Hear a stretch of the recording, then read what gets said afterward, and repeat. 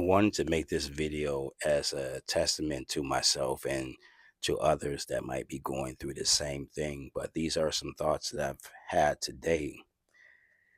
And the primary thought that I had today is that when you're going on this journey, let's call this a spiritual journey or this rediscovery of yourself, this journey is not meant to be shared with everyone. This journey is meant to be taken alone. Yes, there's going to be some times where you feel as though that you need guidance and you might, go onto YouTube and watch a video or two, or maybe read a book or listen to an audio book that resonates both mentally and spiritually with yourself. But all in all, this is a journey for you to take alone. And to even come to the point of realization that there is something more to yourself than you thought was there is a pretty huge step, because so many people in this world are walking around and they're so focused on everything that is outside of themselves, and they've never taken the time to even think about how they feel or even ask themselves the question, who am I?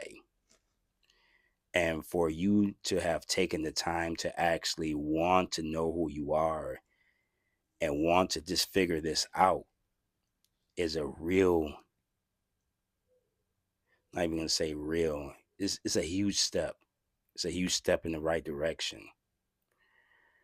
Because when you start to focus on yourself and your mind starts to collapse on itself, and you start to learn about all the things that have been hidden in the darkness that you were just completely unaware of, and you address those issues that exist within yourself, you start to free your mind, you start to free your spirit, and you'll start to feel it within your body, within your being. But you have to start to develop the trust within yourself. I know there will be times where you feel as though that you're just completely lost and you feel as though that no one else understands what's going on, and there's no one that can relate to what you're going through, but there are people who are going through the same thing as you.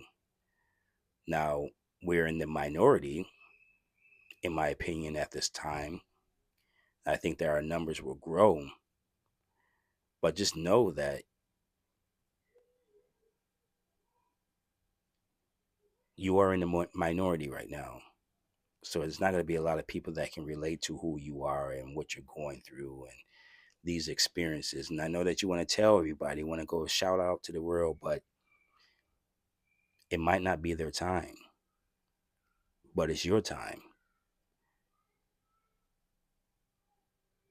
And since it's your time, it's time for you to capitalize on this moment and just focus on who you are.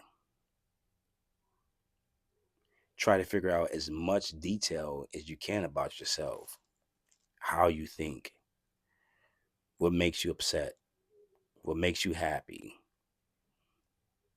your patterns, your true desires, not the desires that were imposed on you by society, but your true desires.